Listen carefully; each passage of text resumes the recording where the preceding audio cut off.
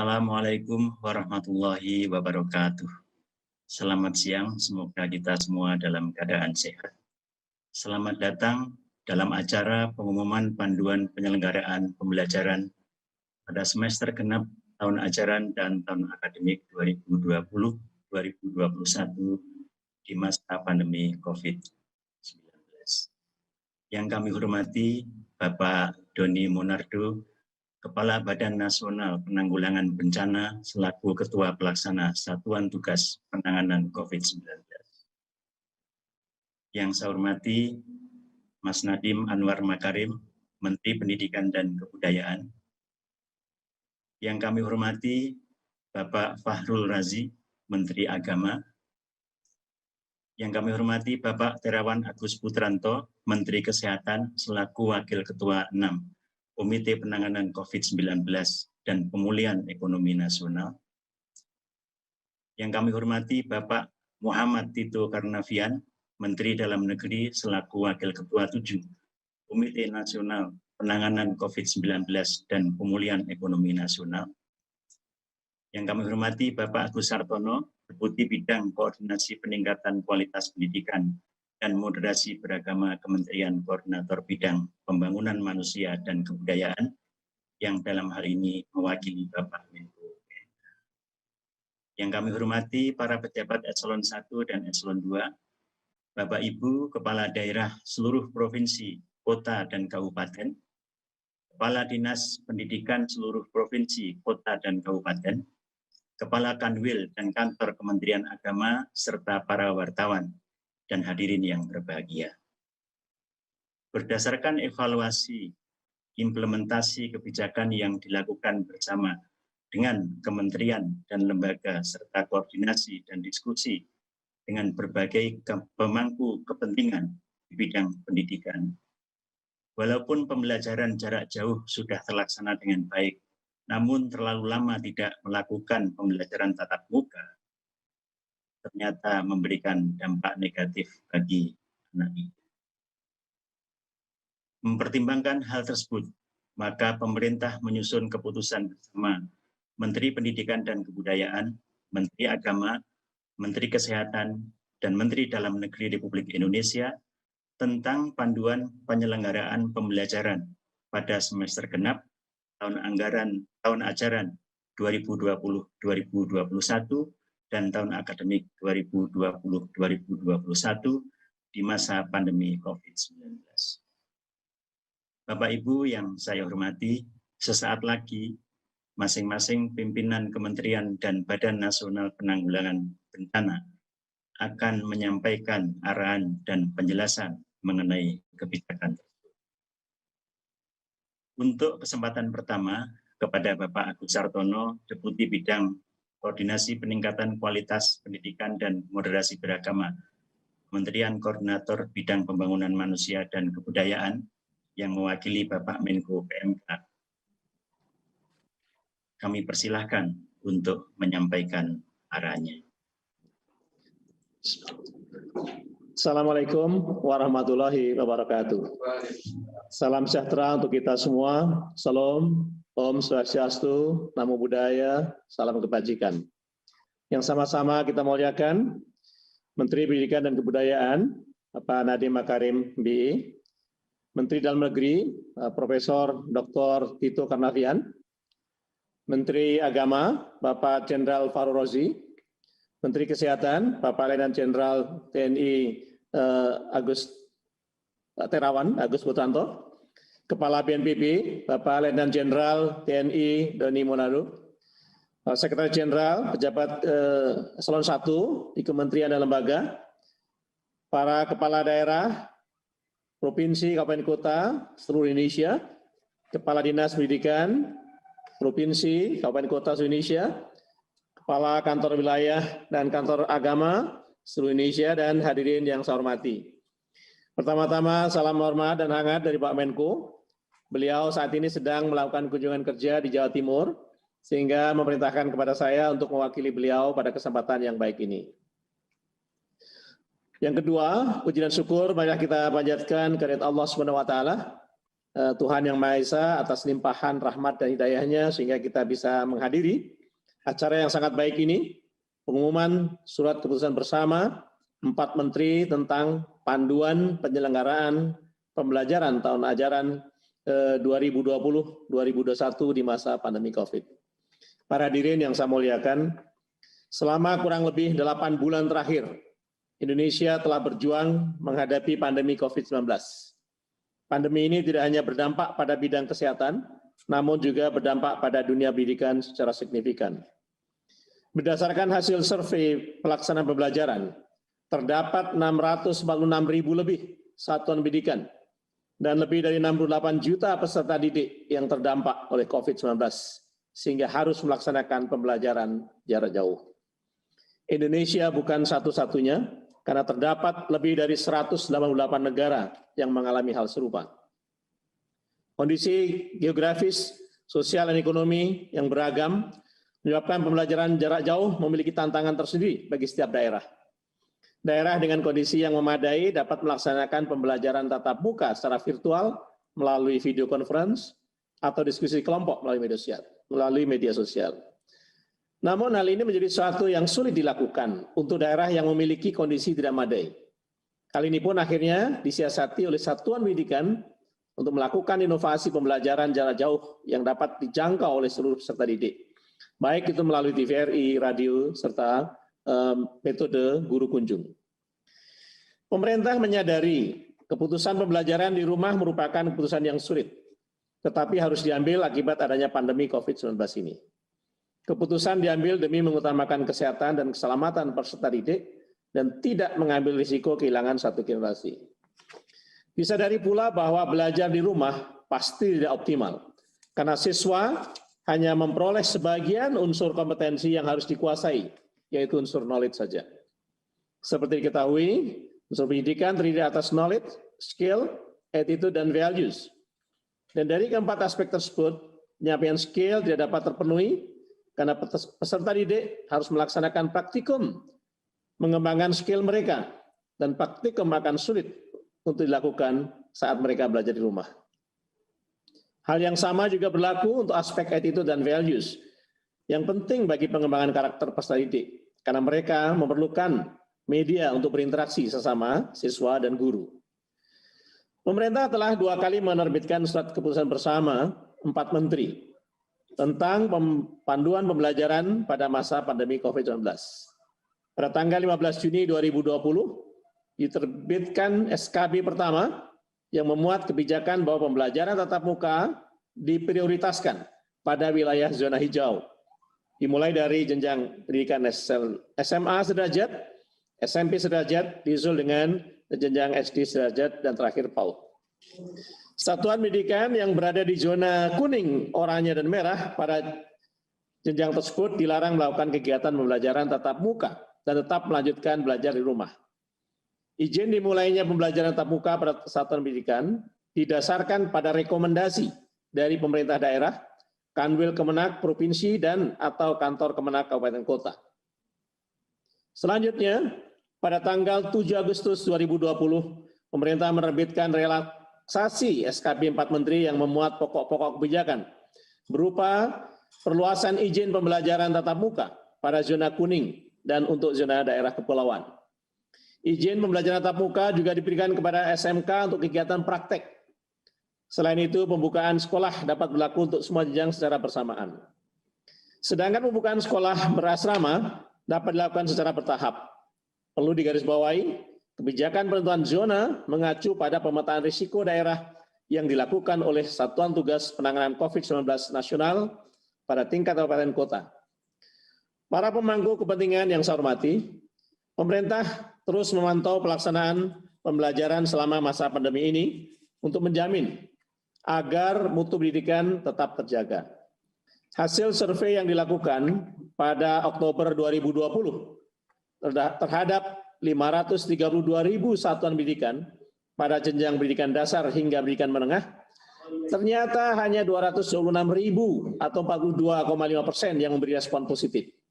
Dari hasil tersebut, tercatat baru sekitar 13% yang sudah kembali melaksanakan pembelajaran tatap muka. Sebagian besar sisanya masih melaksanakan belajar dari rumah. Sistem pembelajaran yang tidak dilakukan dengan tatap muka secara langsung di sekolah memiliki dampak yang negatif terhadap anak. Kita berpotensi akan menghadapi tingginya angka putus sekolah karena banyak peserta didik yang terpaksa harus bekerja membantu orang tua dan keluarga pada masa pandemi ini. Perbedaan akses dan tingkat kualitas pembelajaran jarak jauh berakibat pada kesenjangan capaian belajar, terutama anak-anak dari sosioekonomi yang berbeda. Selain itu, minimnya interaksi dengan guru, sesama siswa, dan lingkungan luar ditambah dengan tekanan akibat sulitnya pembelajaran jarak jauh menyebabkan stres pada anak. Dengan tinggal di rumah, tercatat banyak anak terjebak kasus kekerasan di rumah tanpa terdeteksi oleh guru. Berbagai masalah yang terjadi di lapangan tersebut perlu diatasi bersama. Penyelesaian dari permasalahan yang ada tidak hanya menjadi tanggung jawab pemerintah pusat, melainkan juga melibatkan pemerintah daerah. Dinas Pendidikan baik provinsi, kabupaten, kota dituntut lebih aktif dalam mengevaluasi kondisi peserta didik dan mutu pembelajaran daerah masing-masing. Dinas Pendidikan bersama Satuan Tugas Penanganan COVID daerah harus bisa mendorong pembukaan sekolah untuk pembelajaran tatap muka dengan tetap memperhatikan disiplin protokol kesehatan. Para menteri yang kami muliakan, para hadirin yang saya hormati, pemerintah menilai perlu diterbitkan kembali penyesuaian terhadap surat keputusan bersama 4 menteri tentang panduan penyelenggaraan pembelajaran pada tahun ajaran 2020-2021 di masa pandemi COVID-19 ini. Penyesuaian kebijakan ini menekankan pentingnya sinergi lintas sektor dalam pemberian izin pembukaan satuan pendidikan. Pemerintah daerah sebagai pihak yang paling memahami kondisi daerah perlu diberikan kewenangan penuh untuk menentukan model pembelajaran yang dinilai paling sesuai. Selain itu, hasil evaluasi terhadap pemantauan yang dilakukan menyimpulkan bahwa karena kondisi kecamatan dan atau desa atau kelurahan dalam satu kabupaten kota dapat sangat berbeda antara yang satu dan yang lain, maka keseragaman pemberian izin pembelajaran tatap muka untuk satu kabupaten kota dinilai kurang sesuai. Meskipun terhadap penyesuaian baru dalam kebijakan pembelajaran, saya tetap mengimbau bahwa kesehatan dan keselamatan peserta didik, pendidik dan tenaga kependidikan, keluarga dan masyarakat merupakan prioritas utama. Dalam hal ini perlu saya mengingatkan Bapak Ibu sekalian untuk memastikan bahwa satuan pendidikan yang mengajukan izin pembelajaran tatap muka harus sudah mengisi daftar periksa kesiapan sekolah. Dari pelaporan pada dashboard kesiapan sekolah, dari 532.000 satuan pendidikan, baru 42,48% yang telah mengisi daftar periksa, sedangkan 57,52% sisanya masih belum merespon. Hal ini penting kami sampaikan agar para bupati, wali kota, dan gubernur mendorong agar satuan pendidikan di daerah masing-masing segera mengupdate kesiapan dari satuan pendidikan dalam melaksanakan pembelajaran tatap muka. Bapak Ibu yang saya hormati, terakhir namun tidak kalah penting, saya menyampaikan bahwa kesuksesan implementasi surat keputusan bersama 4 menteri ini tidak lepas dari komitmen kita bersama untuk terus bersinergi dan menjalin koordinasi yang harmonis, baik di tingkat pusat maupun daerah.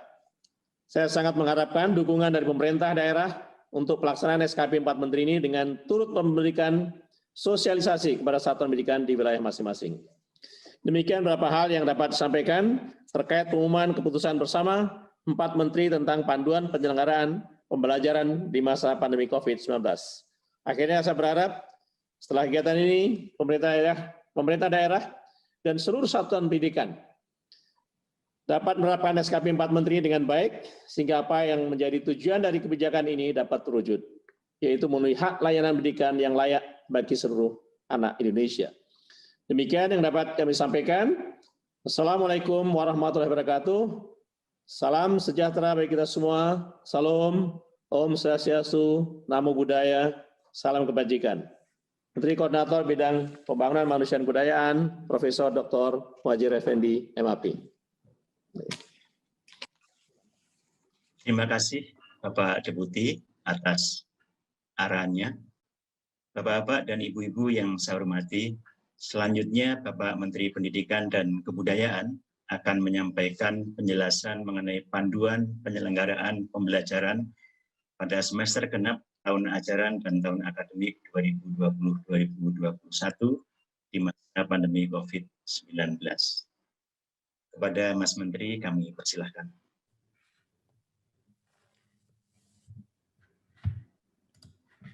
Assalamualaikum warahmatullahi wabarakatuh. Salam sejahtera bagi kita semua. Om Swastiastu, Namo Buddhaya, salam kebajikan. Yang saya hormati Menteri Dalam Negeri Bapak Muhammad Tito Karnavian, Menteri Agama Bapak Fahrul Razi, Menteri Kesehatan Bapak Terawan Agus Putranto, Kepala Badan Nasional Penanggulangan Bencana Bapak Doni Monardo, Deputi Bidang Koordinasi Pendidikan dan Agama Kemenko PMK Bapak Agus Sartono, Sekretaris Jenderal Kemendikbud Bapak Ainun Naim, Juru Bicara Satgas Penanganan COVID-19 Profesor Wiku Adhisa Smito, dan Bapak Ibu yang saya hormati. Izinkan saya menyampaikan paparan yang hari ini berfokus kepada pemberian kewenangan bagi pemerintah daerah dalam menyelenggarakan pembelajaran pada semester genap tahun ajaran dan tahun akademik 2020 ke 2021.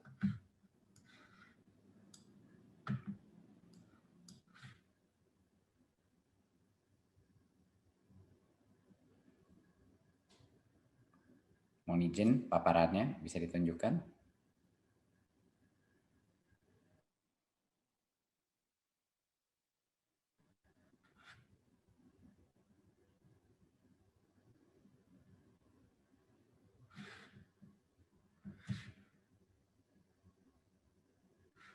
Terima kasih. Pada saat ini kami sudah mengevaluasi hasil daripada SKB keempat menteri sebelumnya, dan kami melihat situasi pada hari ini bahwa hanya 13% daripada sekolah melakukan pembelajaran tatap muka, dan sebesar 87% masih melakukan belajar dari rumah. Carta ini menunjukkan berdasarkan zona-zona dari gugus tugas, zona hijau, kuning, oranye, dan merah, dan menunjukkan bahwa di zona kuning dan hijau, di mana sudah diperbolehkan melakukan tatap muka, masih saja banyak sekali sekolah-sekolah yang belum melakukan tatap muka. Dan ini disebabkan beberapa faktor, tapi ini juga menunjukkan bahwa proses untuk persiapan checklist, proses untuk persiapan protokol sekolah tatap muka itu membutuhkan waktu dan membutuhkan disiplin yang tinggi. Jadi ini sekedar pemotretan situasi pada saat ini, dan banyak juga di zona oranye dan merah walaupun tidak diperkenalkan terbuka, tapi banyak sekali daerah-daerah, desa-desa dan kelurahan yang merasa sangat sulit untuk melaksanakan PJJ. Yang berikutnya adalah kita harus menyadari bahwa setelah kita mengevaluasi hasil daripada pembelajaran jarak jauh ini, bahwa dampak negatif yang terjadi pada anak itu suatu hal yang nyata dan bisa sekali kalau terus-menerus dilaksanakan bisa menjadi suatu resiko yang permanen. Resiko pertama adalah ancaman putus sekolah, di mana banyak sekali anak-anak yang harus bekerja atau didorong sama orang tuanya untuk bekerja, dan ini berhubungan dengan situasi ekonomi yang tidak memadai. Banyak juga orang tua yang tidak bisa melihat peranan sekolah dalam proses belajar mengajar kalau ini dilakukan secara daring. Dan ini juga menimbulkan banyak sekali orang tua yang skeptis bahwa PJJ ini adalah suatu hal yang benar-benar berperan dalam pendidikan anaknya, sehingga banyak anak juga dikeluarkan dari sekolah, dan resiko ini akan meningkat semakin lama. Kedua adalah berbagai macam resiko, kendala, tumbuh, dan kembang. Kita sudah mengetahui bahwa di daerah-daerah di mana semakin sulit melakukan PJJ, kesenjangan antara pencapaian pembelajaran di daerah-daerah tersebut dibandingkan dengan daerah-daerah yang lebih mapan dan di kota-kota semakin melebar. Dan tentunya pertumbuhan anak-anak kita juga menjadi resiko yang sangat besar. Keikutsertaan dalam PAUD sejak kita melakukan PJJ ini menurun secara drastis, dan APK PAUD ini juga bisa menjadi tren yang akan punya dampak permanen karena banyak sekali anak-anak PAUD yang sekarang tidak sekolah. Dan tentunya resiko learning loss, resiko bahwa ada satu generasi di Indonesia, anak-anak kita yang hilang pembelajarannya dan harus mengejarnya, dan mungkin sebagian akan ketinggalan dan tidak bisa mengejar kembali pada saat kembali sekolah. Jadinya ini adalah suatu urgensi yang sangat penting. Di luar itu tidak kalah pentingnya adalah psikososial dan dampak stres kepada anak-anak kita. Minimnya interaksi anak-anak kita dengan guru, dengan teman-temannya, dengan lingkungan di luarnya, yang menyebabkan tingkat stres di dalam rumah tangga, baik orang tua maupun anak-anak, meningkat secara drastis. Dan ini akan punya dampak permanen juga kepada psikososial anak-anak kita. Seperti yang kita tahu, tidak ada yang namanya pembelajaran tanpa keamanan, perasaan keamanan dan harmoni psikologis dari anak-anak kita. Dan tentunya peningkatan insiden-insiden kekerasan yang terjadi di dalam rumah tangga juga meningkat. Dan ini harus menjadi salah satu pertimbangan kita yang terpenting. Berikut. Penentuan kebijakan ini harus berfokus kepada daerah. Kami terus mendapatkan berbagai macam permintaan dari berbagai macam kepala daerah, kepala dinas untuk meminta pada pemerintah pusat bahwa walaupun zona itu ditentukan per kabupaten, ada banyak sekali desa-desa, ada banyak sekali kecamatan-kecamatan yang menurut evaluasi mereka relatif aman, dan desa-desa tersebut sangat sulit melakukan PJJ. Jadi pemerintah daerah ini adalah pihak yang paling mengetahui, bukan pemerintah pusat, paling mengetahui kondisi dan kebutuhan dan keamanan situasi COVID di daerahnya sendiri. Kondisi dan kebutuhan dari setiap kecamatan atau desa kelurahan dapat bisa sangat bervariasi ya dengan satu dan lainnya. Bisa di dalam kotanya ada kasus-kasus infeksi yang sangat berat, tapi bisa juga ada desa-desa dan area-area yang terpencil yang tidak terdampak, tetapi tanpa memberikan kemampuan untuk Pemda menentukan mana yang bisa mulai tatap muka, mana yang tidak. Kita tidak menghargai perbedaan antara setiap daerah dan dinamika populasi di setiap daerah.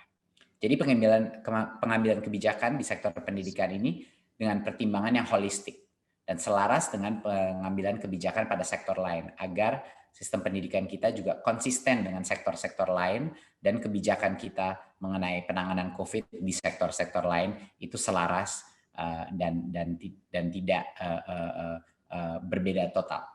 Berikut. 2 prinsip dasar dari kebijakan ini adalah harus dua-duanya, kesehatan, keselamatan, dan juga pertumbuhan dan perkembangan peserta didik menjadi konsiderasi kami untuk melaksanakan kebijakan ini. Tidak bisa satu saja dari kedua prinsip ini yang diprioritaskan. Berikut.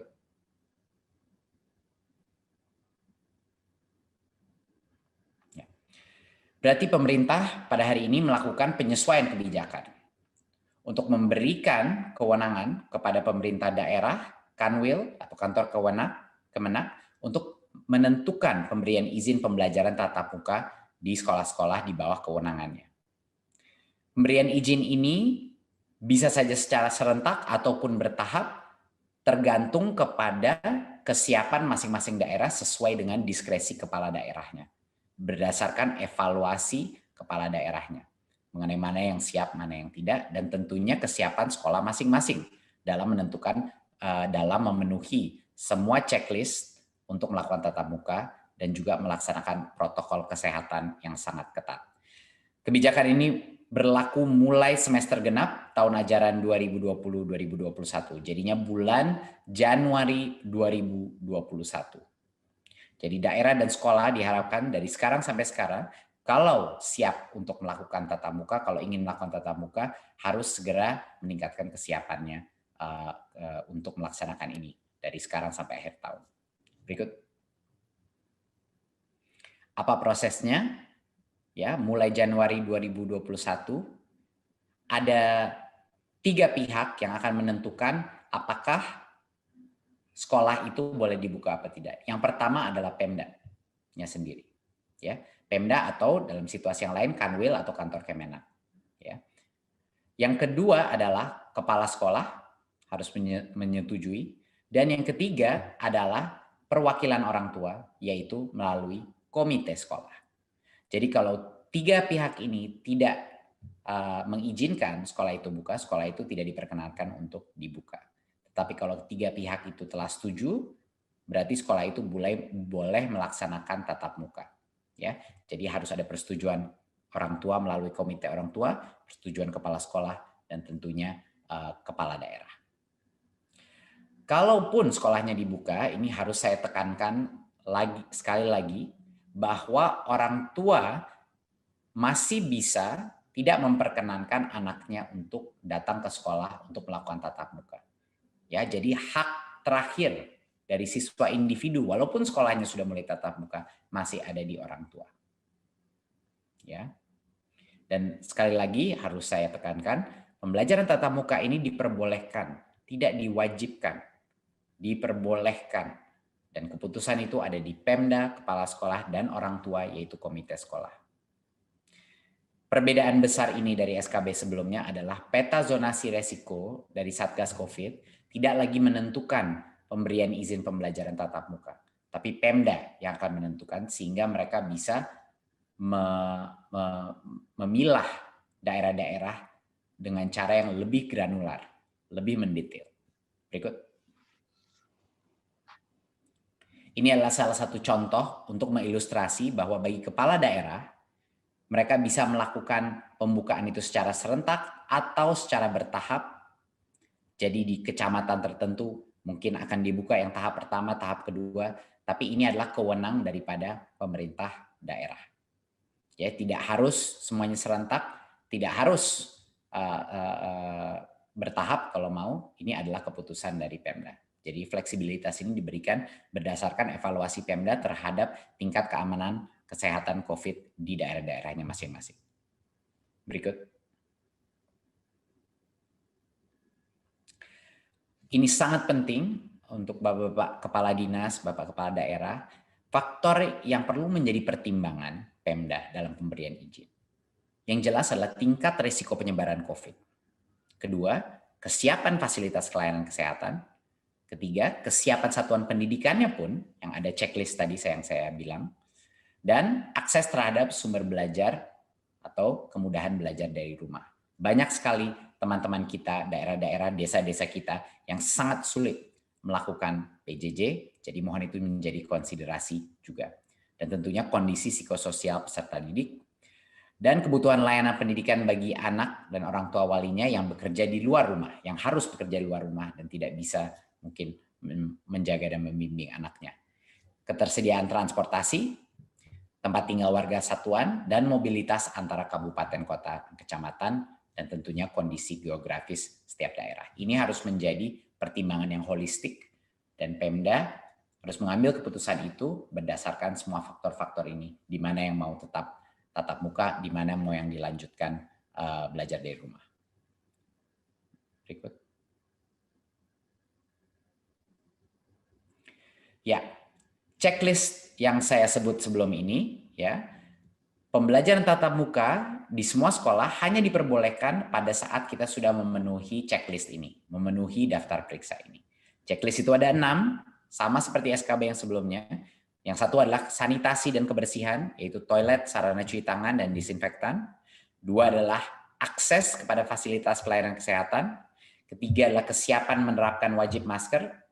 Keempat adalah termogan. Kelima, pemetaan warga satuan pendidikan harus mengetahui siapa yang memiliki komorbiditas dari guru-gurunya, murid-muridnya, dan yang tidak memiliki akses transportasi yang aman, dan tentunya riwayat perjalanan dari daerah dengan tingkat resiko COVID-19 yang tinggi. Dan yang keenam adalah tentunya persetujuan komite sekolah dan perwakilan orang tua wali. Tanpa persetujuan perwakilan orang tua, sekolah itu tidak diperkenankan untuk dibuka. Jadi ini adalah daftar periksa untuk memberikan kepastian bahwa sekolah itu boleh tatap muka kalau dia mau. Setelah itu, setelah diperbolehkan, kalau misalnya daftar periksa ini sudah terpenuhi, baru kita masuk dalam protokol yang baru. Jadinya pas tatap muka pun dilakukan, protokolnya bukan seperti masuk sekolah normal. Berikut.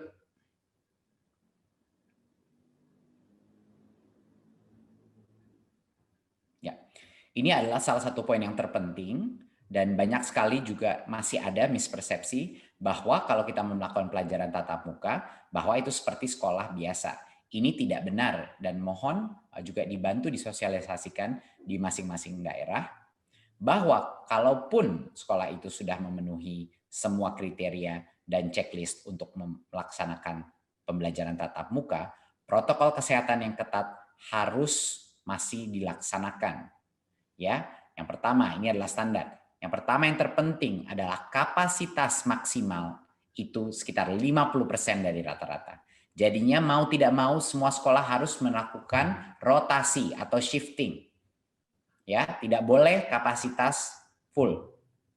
Harus dengan rotasi. Jadinya pasti di satu saat hanya mungkin setengah dari anak-anak ada di sekolah di satu tempat. Mohon ini ditekankan berkali-kali kepada semua kepala dinas, saya mohon ditetapkan. Ini harus jumlah maksimal peserta didik di PAUD hanya 5 anak.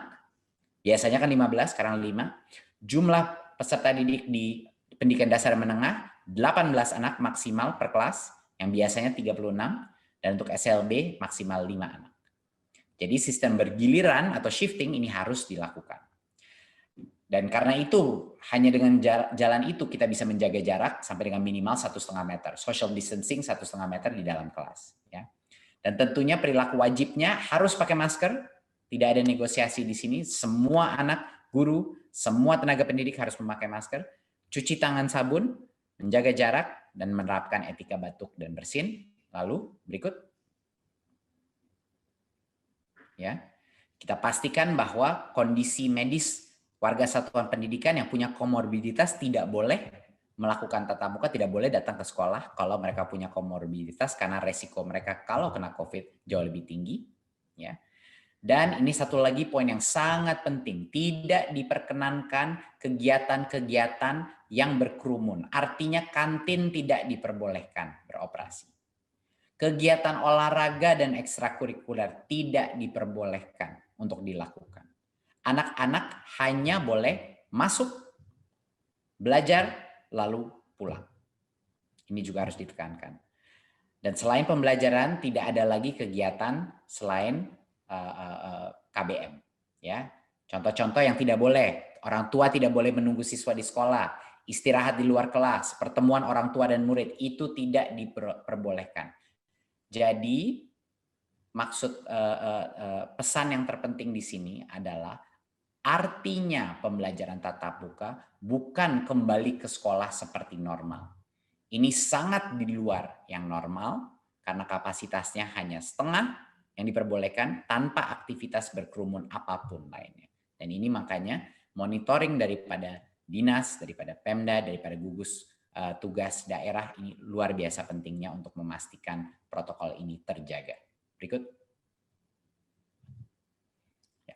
Seluruh pemangku kepentingan harus mendukung untuk ini menjadi sukses, baik dari pemerintah pusat, Satgas, masyarakat sipil, sekolah, dan orang tua. Ini luar biasa pentingnya peran mereka dalam melakukan monitoring dan evaluasi untuk menjaga keamanan siswa-siswi kita, guru-guru kita, orang tua, dan tentunya nenek kakeknya, anak-anak yang tinggal di rumahnya mereka juga. Jadinya di pemerintah daerah pun Dinas Pendidikan, Kesehatan, dan Perhubungan harap semuanya berkoordinasi untuk memastikan bahwa anak kita bisa kembali ke sekolah tetapi dengan keamanan kesehatan yang terbaik yang bisa kita lakukan. Berikut. Terima kasih Bapak Ibu.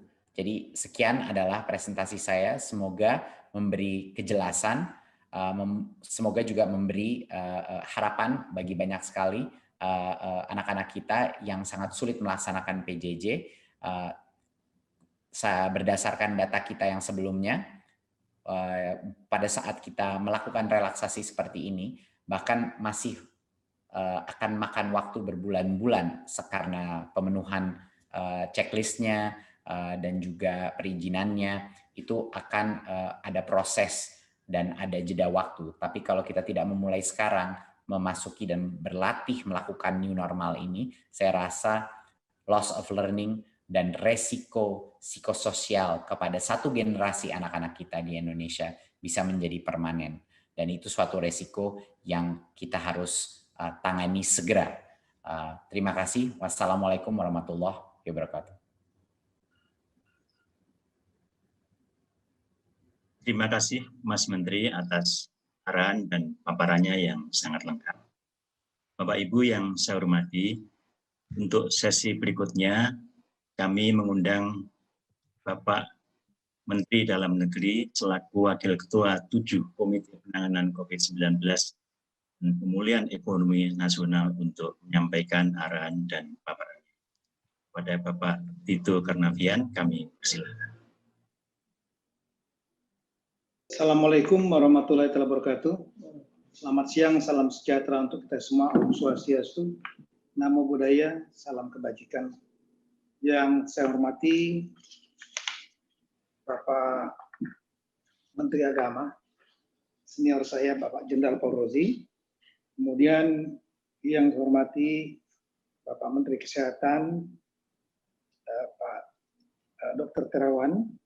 Kemudian Soebul Bait, Menteri Pendidikan Kebudayaan, Mas Nadiem. Juga senior saya Pak Letjen TNI Doni Monardo, Kepala BNPB yang juga sebagai Kasatgas COVID-19 Nasional. Kemudian Deputi Bidang Koordinasi Pendidikan Agama yang mewakili Bapak Menko PMK, Profesor Agus Sartono, Pak Sekjen Kemendikbud, Moderator Prof. Ainun Naim, PhD, Bapak, Ibu-Ibu, Gubernur, Wali Kota, Bupati, atau yang mewakili yang hadir secara virtual, kemudian juga para pejabat pimpinan tinggi KL yang ada.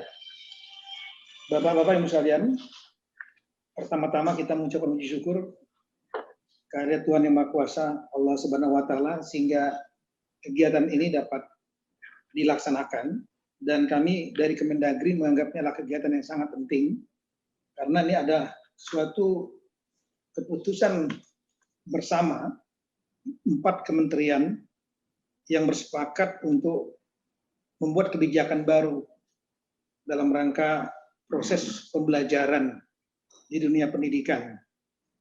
Kita melihat bahwa perubahan yang paling mendasar adalah yang tadinya berdasarkan zonasi sesuai dengan data COVID-19 dari Satgas, kemudian menimbang plus dan minusnya, kebijakan ini berubah dengan tidak melihat zonasi, dengan mendorong tatap muka, tapi tetap pada protokol, ketaatan pada protokol kesehatan COVID. Pada prinsipnya dari Kemendagri mendukung langkah-langkah ini karena kita melihat ada beberapa dampak negatif tadi disampaikan oleh Mas Nadiem, Mendikbud. Namun tentu juga kita tidak bisa menghindari bahwa kita juga harus memberikan precaution, antisipasi kesiapan agar tatap muka tidak menjadi klaster baru di lingkungan pendidikan, termasuk juga lingkungan pendidikan keagamaan. Nah, untuk itu dari Kemendagri melihat bahwa di samping langkah-langkah atau arahan-arahan yang ditulis dalam SKB ini tentang apa yang harus dikerjakan oleh setiap sekolah, satuan pendidikan untuk menjaga agar satuan pendidikan dengan adanya tatap muka tidak menjadi penularan, kami kira sudah baik. Dan ini perlu ada langkah-langkah untuk meyakinkan bahwa langkah-langkah tersebut dilaksanakan dan diikuti. Ini memerlukan koordinasi dan sosialisasi. Tapi di samping itu, kami melihat ada yang lebih luas lagi, karena penularan tidak hanya terjadi di dalam lingkungan pendidikan, sekolah atau pesantren, tapi bisa terjadi di luar lingkungan. Kami baru saja mendapatkan baca data dari Jerman, dari Hamburg, itu menyampaikan bahwa ya, judulnya ini di channel News Asia hari ini. Jadi most children caught COVID-19 outside school, German data. Itu dari 472 sekolah di Hamburg, 171 sekolah terinfeksi. Kemudian 78% dari 372 anak-anak yang terinfeksi pada saat masa summer dan autumn kemarin, itu tertularnya adalah di luar sekolah. Artinya kita juga perlu melakukan precaution, langkah-langkah agar anak-anak kita dengan adanya tatap muka mereka akan melakukan mobilitas dari rumah yang tadinya belajar dari rumah, mereka harus bergerak menuju sekolah. Ini artinya sistem transportasi kita, transportasi publik, juga Dinas Perhubungan daerah masing-masing harus meyakinkan transportasi publik juga sesuai dengan menyesuaikan prinsip protokol. Karena nanti akan ada lonjakan jumlah penumpang dari anak-anak sekolah. Kemudian kedua, kami melihat perlu juga peran daripada Diskominfo dan Humas dari tiap-tiap kabupaten kota dan provinsi untuk melakukan sosialisasi agar setiap anak melakukan proteksi dengan meyakinkan bahwa mereka mengikuti protokol kesehatan, baik menggunakan masker, hand sanitizer, menjaga jarak, menghindari kerumunan, dan lain-lain. Kemudian orang tua, peran daripada orang tua juga sangat penting. Nah, ini peran daripada Diskominfo dan juga Humas dari Dinas Kabupaten Biro Humas Kabupaten Kota dan Provinsi untuk juga mengingatkan para orang tua agar anak-anaknya betul-betul begitu berangkat mereka menggunakan masker, bila perlu diberikan hand sanitizer yang dikantongi sehingga mereka proteksi masing-masing menjadi kuat dari tiap-tiap anak ini pada saat mereka berangkat sampai dan kembali. Dan kemudian di sekolah mungkin tadi selain precaution yang disampaikan oleh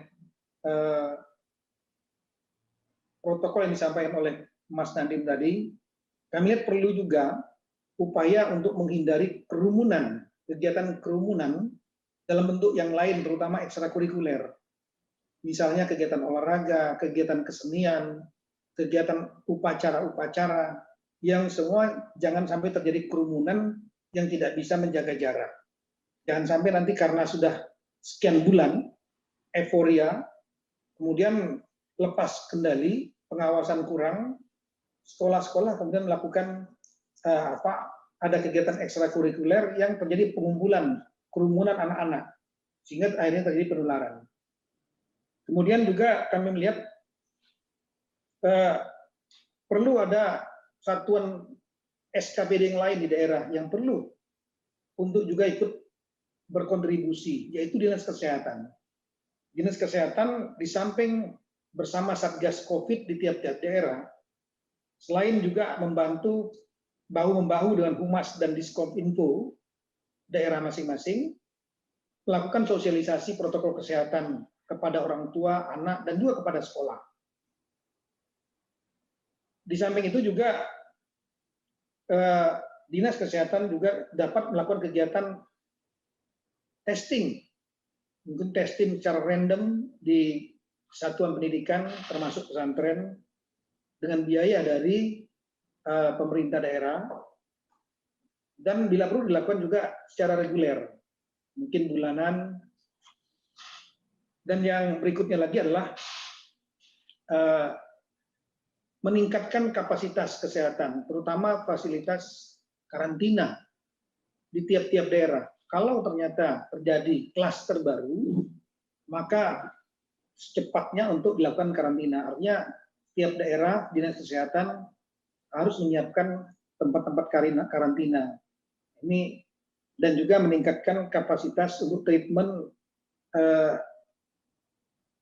rumah sakit yang ada di tiap-tiap kabupaten kota maupun provinsi. Kita mengantisipasi jangan sampai nanti terjadi lonjakan dari ke tatap muka ini. Dengan demikian, kami akan menindaklanjuti Kemendagri dengan mengeluarkan surat edaran. Surat edaran karena tidak bisa dikerjakan sendiri oleh Dinas Pendidikan. Dinas Pendidikan terbatas, tidak akan mampu untuk menjangkau berbagai antisipasi yang kami sebutkan tadi. Ini dalam surat edaran ini nanti kami akan sebutkan apa saja yang harus dikerjakan oleh kepala daerah, karena powernya ada pada kepala daerah yang bisa membawahi Dinas Pendidikan, Dinas Kesehatan, Satgas Covid daerah, Dinas Perhubungan, Biro Humas, Diskominfo, itu powernya adalah pada kepala daerah. Jadi mohon pada rekan-rekan kepala daerah sambil menunggu SE, surat edaran yang kami akan buat secara detail, SKPD apa berbuat apa, sambil tentunya terbuka bagi kepala daerah untuk mengembangkan sesuai kebijakan, sesuai dengan kondisi wilayah masing-masing. Dan nanti dalam SE ini, karena kita mulai memasuki tahun anggaran baru 2021, maka kami akan meyakinkan bahwa dokumen kegiatan-kegiatan tadi yang dilakukan oleh berbagai SKPD tadi, ini dimasukkan dalam dokumen rencana kerja pemerintah daerah atau RKPD, dan juga dokumen penganggarannya, dokumen APBD, sehingga diyakinkan bahwa semua mekanisme untuk proteksi tatap muka tidak menjadi klaster itu betul-betul diprogramkan dan dianggarkan oleh tiap-tiap daerah. Ini surat edaran akan segera kami buat dan minggu depan kami akan segera sampaikan kepada seluruh kepala daerah. Namun satu hal mungkin untuk Bapak Mendikbud, Mas Nadiem, daerah-daerah ini ada yang memiliki kapasitas fiskal yang kuat. Artinya kita tahu bahwa tiap daerah ini, Pak, ada 3 sumber utama anggaran mereka. Yang pertama adalah dari dana transfer pusat, dana perimbangan. Kemudian yang kedua adalah dari dana pendapatan asli daerah, PAD. Dan yang ketiga adalah dari sumber lain, seperti dari badan usaha milik daerah. Dan semua dalam kondisi COVID saat ini, semua terkontraksi. Untuk itu, daerah ada yang memiliki kapasitas kuat dan ditandai dengan PAD-nya lebih banyak daripada transfer pusat. Ada yang sedang, antara PAD dengan transfer pusat itu berimbang. Tapi ada juga yang hanya PAD-nya rendah sekali, sehingga mengandalkan transfer pusat. Untuk itu, berbagai kegiatan yang harus diprogramkan dan dianggarkan ini akan mempengaruhi postur APBD. Untuk daerah yang kuat kapasitas fiskalnya mungkin bisa mandiri. Tapi yang kapasitas fiskalnya rendah, yang ditandai dengan ketergantungan yang tinggi terhadap transfer pusat, kami menyarankan kalau memang masih ada ruang fiskal di Kemendikbud, mungkin bisa secara selektif membantu dengan mekanisme dana dekonsentrasi. Dana dekonsentrasi kepada daerah-daerah yang kapasitasnya rendah. Nanti mungkin sambil jalan tim dari Kemendikbud, kami dari tim dari Kemendagri akan memberikan data daerah-daerah mana yang mungkin memerlukan dukungan. Selain itu kami kira dengan adanya kewenangan memang diberikan kepada daerah untuk menentukan tatap muka yang mana yang dilaksanakan, mana yang tidak, mekanismenya, kami melihat bahwa perlu juga tetap ada monitoring evaluasi dari pemerintah pusat. Untuk itu kami kira dari Kemendikbud perlu membuat tim monitoring evaluasi yang melaksanakan kegiatan MONEF secara reguler. Secara reguler dengan mengikutsertakan KL-KL yang lain, kami juga siap dari saya kira yang masuk dalam 4 kementerian plus Satgas Covid ini bisa melakukan monitoring secara reguler bulanan. Bila terjadi klaster karena tatap muka, dan daerah sudah bertindak, maka kita tinggal memperkuat. Tapi kalau daerah, kepala daerah belum bertindak atau kurang bertindak secara cukup, maka ini perlu dukungan dari pusat. Ini kami kira yang perlu kami sampaikan. Terakhir, kepada rekan-rekan gubernur sebagai wakil pemerintah pusat di daerah, juga kami mohon nanti pada saat melakukan review RKPD maupun APBD, itu kewenangannya pada gubernur. Itu RKPD APBD tingkat 2, yaitu kota dan kabupaten. Mohon kepada Bapak Gubernur dengan staf ini dapat betul-betul melihat apakah semua langkah-langkah untuk memagari, membantu agar kegiatan tatap muka ini berjalan lancar, karena ini melibatkan beberapa SKPD. Ini betul-betul diyakinkan itu teranggarkan dan terprogramkan dalam dokumen RKPD dan APBD yang ada di tingkat 2. Sedangkan evaluasi untuk tingkat provinsi akan dikerjakan oleh Kemendagri, baik dari Dirjen Bangda maupun Dirjen Pembinaan Keuangan Daerah. Ini akan kami kerjakan. Kami kira itu yang kami sampaikan. Sekali lagi terima kasih banyak. Kami dari Kemendagri siap untuk mendukung. Assalamualaikum warahmatullahi wabarakatuh. Waalaikumsalam warahmatullahi wabarakatuh. Terima kasih Bapak Menteri Dalam Negeri atas arahannya yang sangat jelas dan juga dukungannya mengenai tindak lanjut dari pelaksanaan kebijakan-kebijakan. Bapak dan Ibu-Ibu yang saya hormati, selanjutnya kami akan mengundang Bapak Menteri Agama untuk menyampaikan arahan dan paparannya. Kepada Bapak Fahrul Razi, kami undang. Assalamualaikum warahmatullahi wabarakatuh. Selamat siang, salam sejahtera untuk kita semua. Yang saya hormati Menteri Koordinator Bidang Pembangunan Manusia dan Kebudayaan, dalam hal ini yang diwakili oleh Pak Agus Sartono. Yang saya hormati Menteri Pendidikan dan Kebudayaan, Pak Nadiem Makarim. Yang saya hormati Menteri Dalam Negeri, Pak Tito Karnavian. Yang saya hormati Menteri Kesehatan, Pak Terawan. Yang saya hormati Kepala Badan Nasional Penanggulangan Bencana, Pak Doni Monardo. Yang saya hormati moderator Pak Sekjen Mendikbud, Pak Ainun Naim, para guru dan dosen yang saya muliakan. Pertama-tama terima kasih kepada Pak Mendikbud yang telah memberikan penjelasan yang sangat tinggi, isi substansi yang sangat mendalam, isi substansi yang telah kita tanda tangani. Terima kasih juga kepada Pak Mendagri yang telah memberikan masukan-masukan untuk mensupport kegiatan kita bersama itu. Saudara-saudara, anak-anakku, siswa dan mahasiswa yang saya sayangi dan cintai, saudara sekalian hadirin yang berbahagia. Pandemi COVID-19 saat ini membawa dampak serius dalam berbagai sektor, sebagaimana kita tahu bersama, termasuk sektor pendidikan. Sebagaimana kita ketahui, sejak Maret 2020, satuan pendidikan ditutup. Lebih dari 10 juta siswa di bawah binaan Kementerian Agama terpaksa harus melaksanakan belajar dari rumah dengan segala keterbatasan yang ada.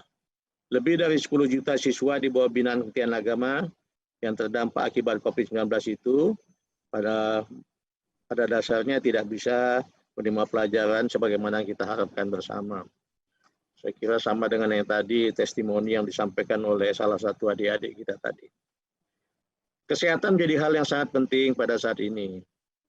Karena kita mengalami penutupan sekolah, madrasah, dan dampak lainnya dari pandemi COVID-19 dalam sektor pendidikan, Kementerian Agama telah melakukan beberapa langkah untuk mendukung pembelajaran dari rumah melalui platform e-learning madrasah. Platform ini memungkinkan guru untuk mengadakan kelas jarak jauh melalui konferensi video secara terintegrasi, menggugah materi belajar dan tugas-tugas, menerapkan kuis dan tes online, dan siswa dapat mengirimkan tugas mereka serta mengakses bahan ajar secara online.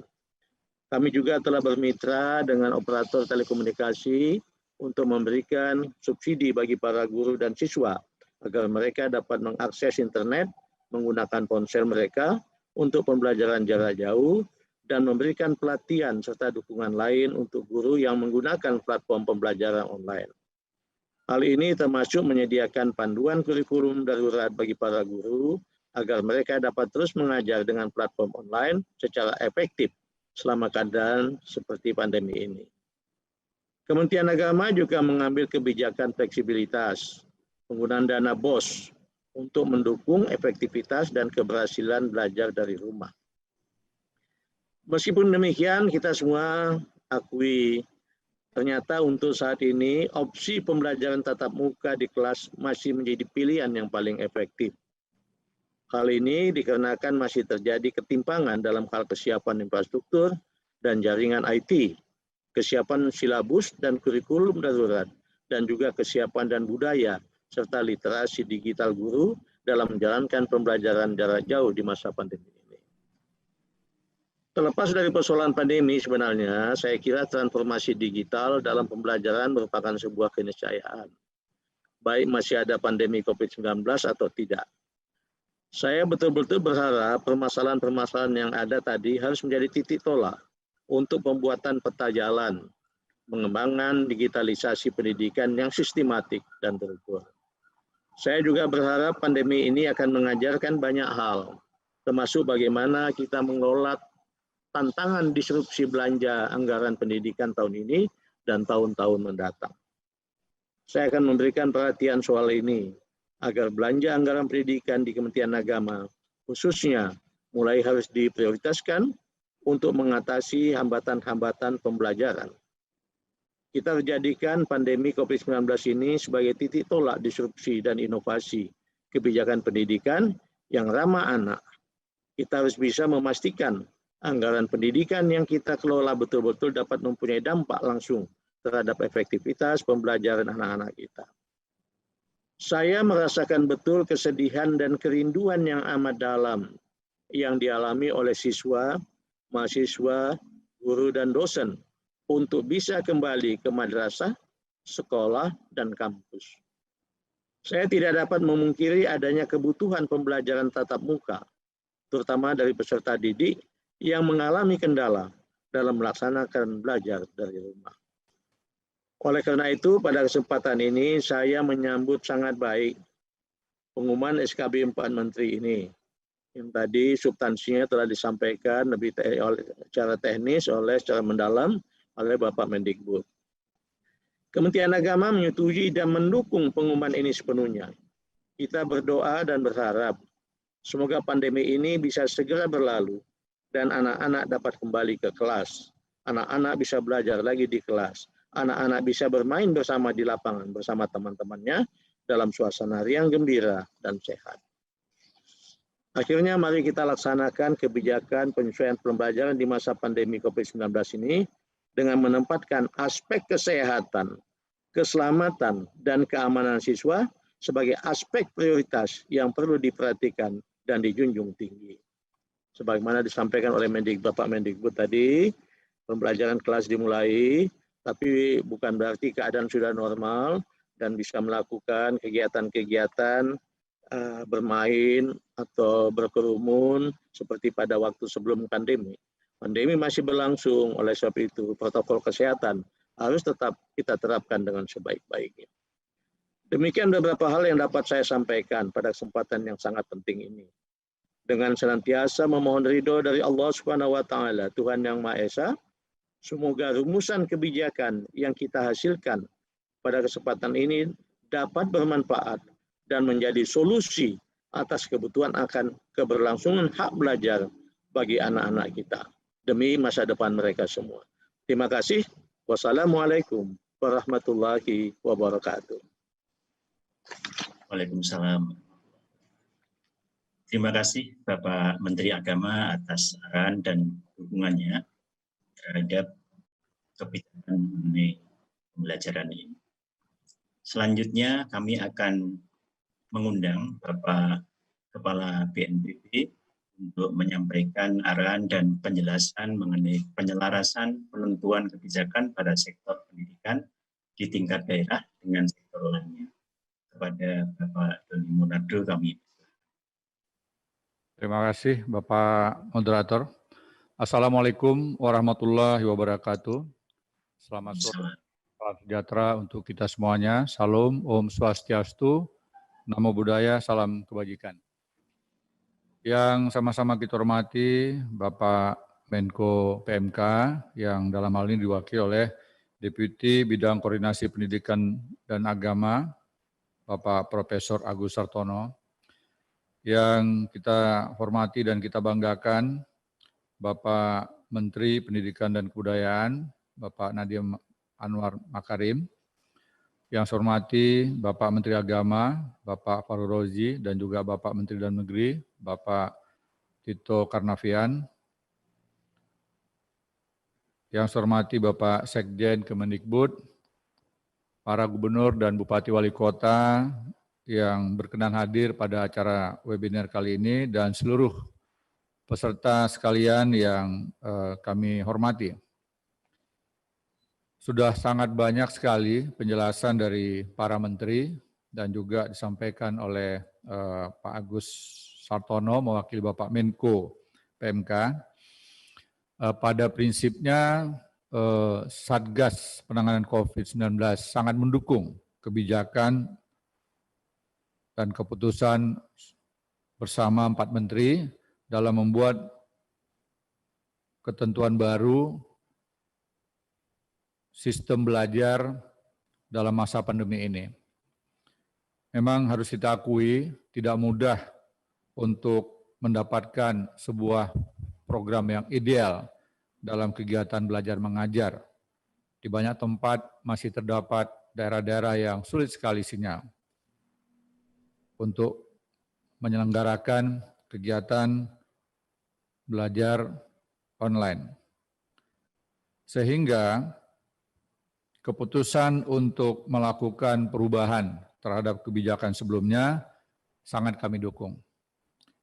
Dan juga evaluasi dari implementasi 2 surat keputusan bersama sebelumnya juga memadai masukan dari pemerintah daerah, termasuk dari orang tua murid dan juga para murid. Saya yakin masukan-masukan ini sudah sangat banyak sekali dan Bapak Menteri Pendidikan dan Kebudayaan bersama dengan para menteri lainnya tentunya sudah mendapatkan suatu kesimpulan yang lebih baik dalam mengambil kebijakan.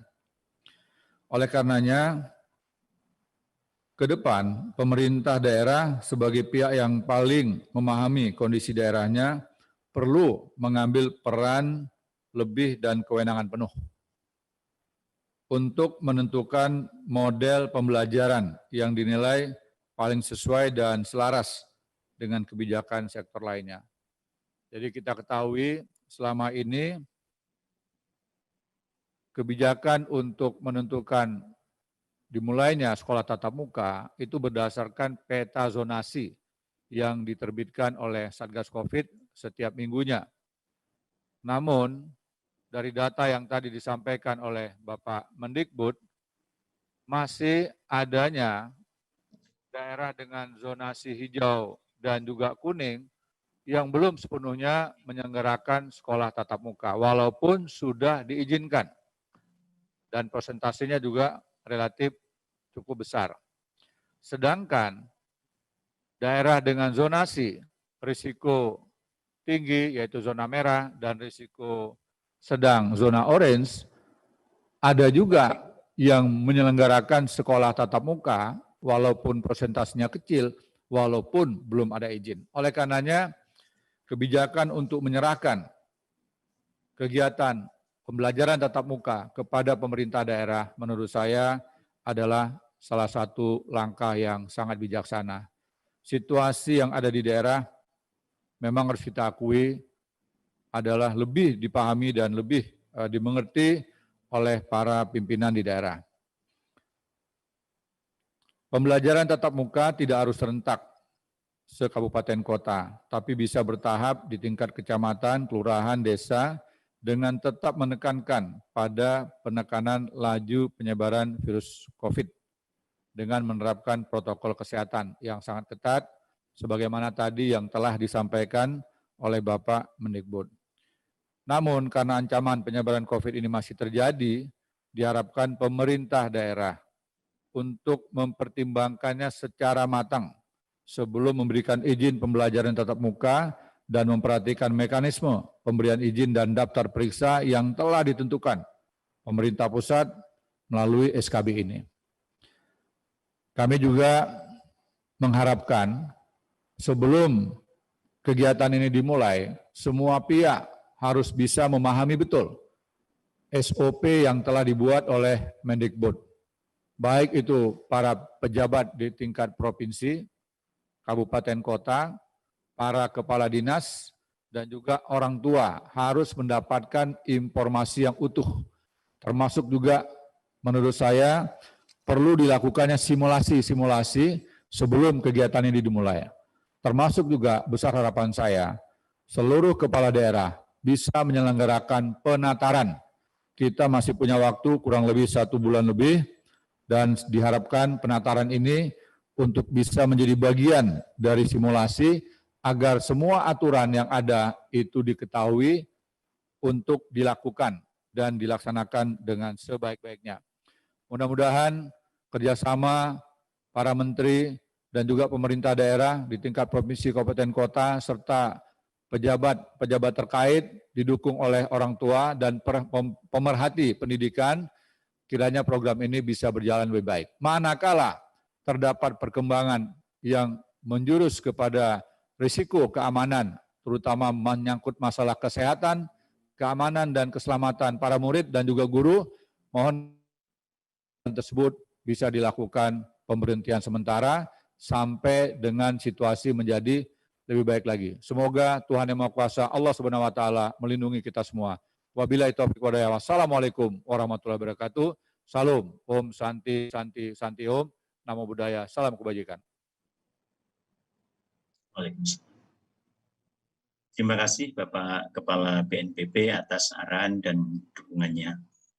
Bapak dan Ibu-Ibu yang saya hormati, selanjutnya kami akan mengundang Bapak Menteri Kesehatan selaku Wakil Ketua 6 Komite Penanganan COVID-19 dan Pemulihan Ekonomi Nasional untuk menyampaikan arahan dan paparan. Pada Bapak Terawan Agus Putranto, kami persilakan. Assalamualaikum warahmatullahi wabarakatuh.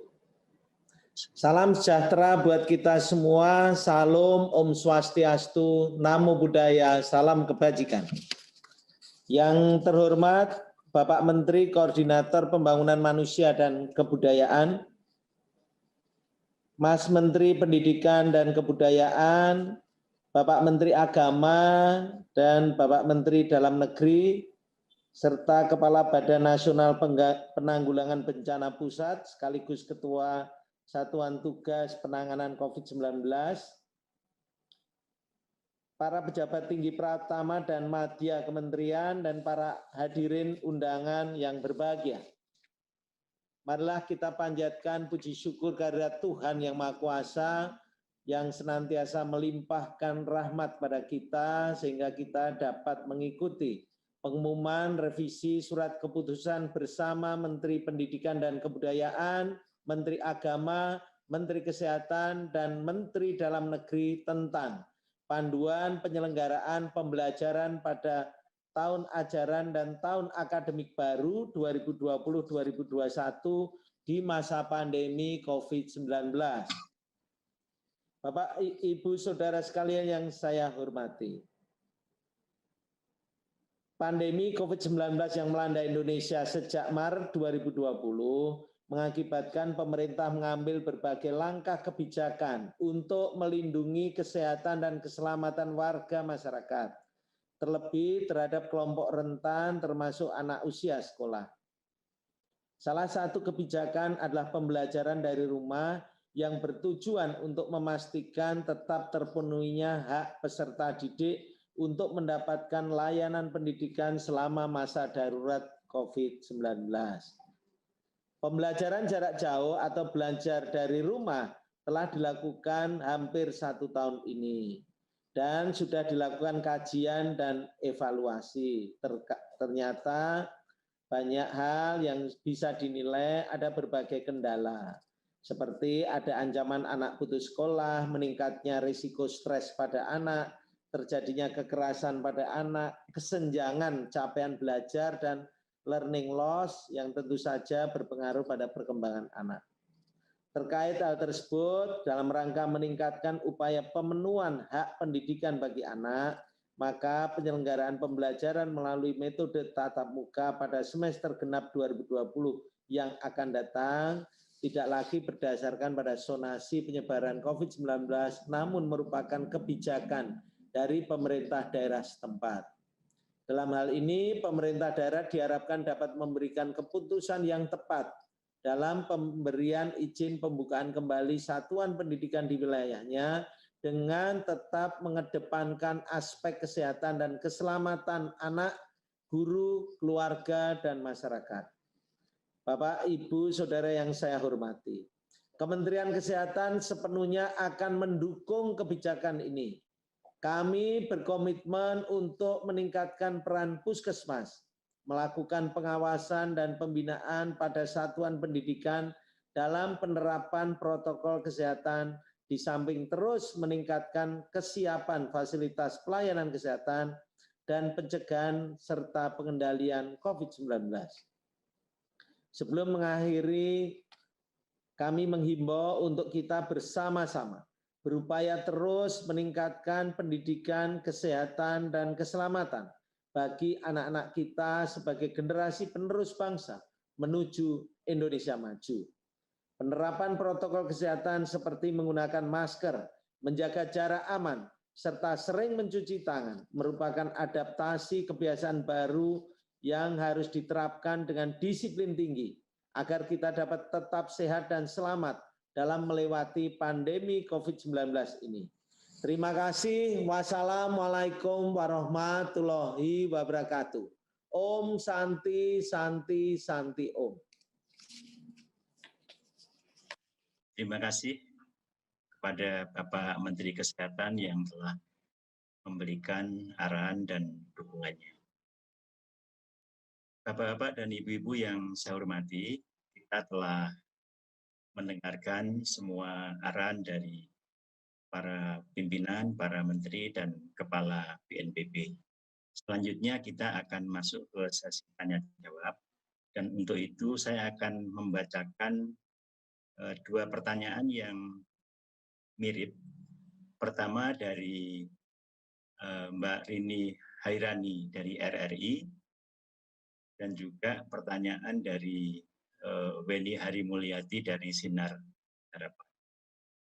Pertanyaannya adalah, bagaimana pusat dan dinas di daerah berkoordinasi dalam melakukan pemetaan?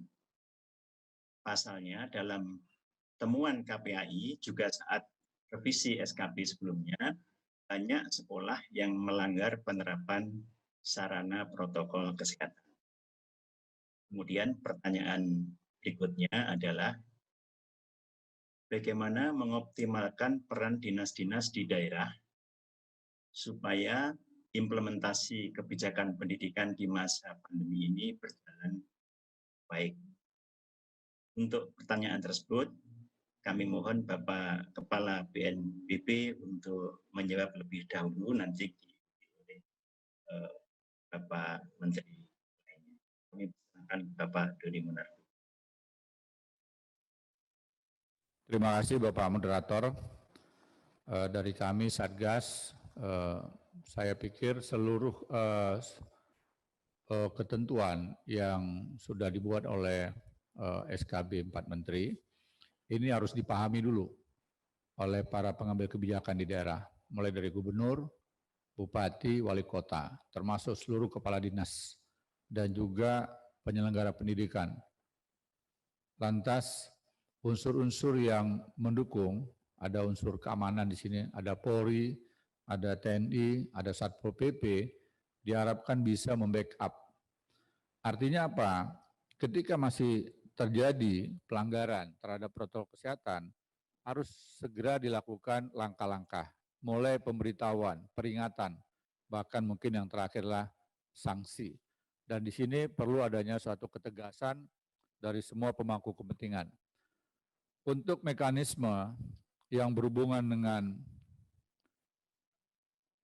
medis, apabila terdapat langkah-langkah yang kiranya membahayakan, tentunya di sini peran dari Dinas Kesehatan untuk bisa lebih optimal. Dan kita berharap para pimpinan di daerah juga lebih menyiapkan fasilitas untuk screening kepada sekolah-sekolah. Karena tidak menutup kemungkinan bahwa anak didik ini pada saat berangkat dari rumah, mereka menjelaskan kepada orang tuanya akan langsung ke sekolah. Tapi bisa jadi di tengah perjalanan mereka ketemu dengan pihak lain atau temannya, lantas mengajak bermain ke daerah-daerah yang mungkin punya risiko yang tinggi. Nah, di sini juga kita harapkan perhatian dari masyarakat terhadap anak-anak didik yang kiranya tidak melakukan aktivitas belajar di sekolah, ditemukan di tempat-tempat publik, mohon ini bisa diingatkan bahwa kita harus sepakat semua masa pandemi ini setiap anak yang menggunakan pakaian sekolah atau ada atribut sekolah berangkat dari rumah menuju ke sekolah dan harus segera kembali ke rumah, bukan ke tempat lain yang berisiko tinggi. Kenapa ini penting sekali? Mungkin karena anak-anak usia belasan tahun ini secara fisik kemampuan daya tahannya baik, imunitasnya tinggi, bisa saja mereka sudah positif COVID, asimptomatik atau OTG, namun tidak ada gejala. Lantas ketika mereka kembali ke rumah, mereka bertemu dengan orang tuanya, dan di antara keluarga tersebut ada yang komorbid dan lansia, maka risikonya sangat tinggi. Oleh karenanya penting sekali, saya ulangi lagi, penting sekali pembekalan kepada seluruh penyelenggara pendidikan atau pelajaran tatap muka untuk memahami aturan yang telah dibuat oleh Menteri Pendidikan dan Kebudayaan, didukung oleh Mendagri, Bapak Menteri Kesehatan, dan juga Bapak Menteri Agama.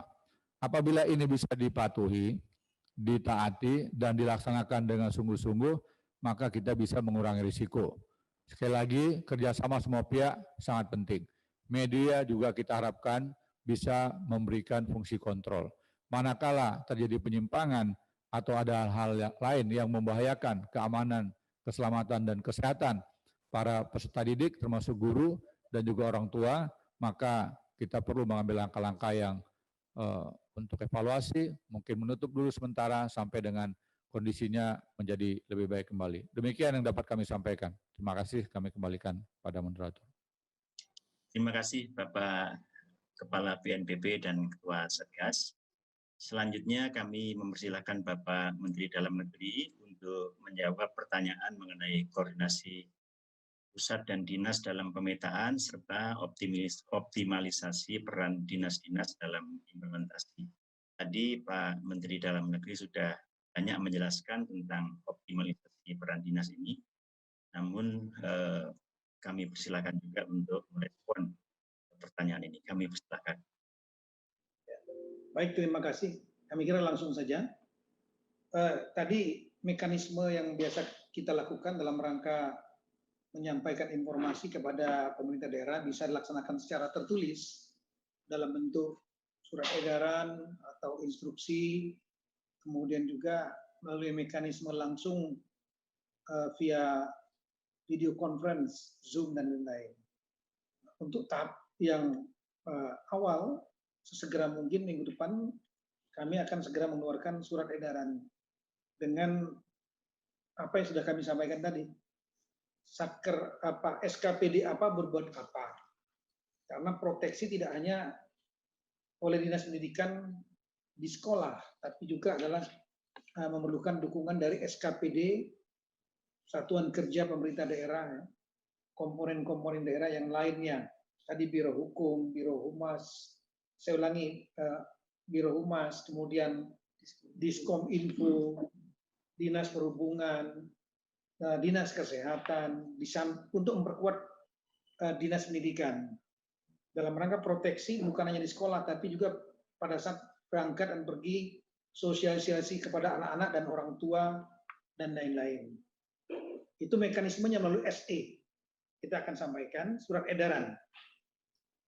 Kemudian yang kedua, tadi kami menyarankan kepada Bapak Kepala Daerah dan Ibu-Ibu Kepala Daerah, Gubernur, Bupati, Wali Kota, juga mungkin dari Pak Mendikbud atau Pak Menteri Agama juga bisa membuat semacam surat edaran kepada dinas Kementerian Dinas Agama maupun Dinas Pendidikan masing-masing, Kanwil Agama, agar protokol-protokol tersebut diikuti di satuan pendidikannya.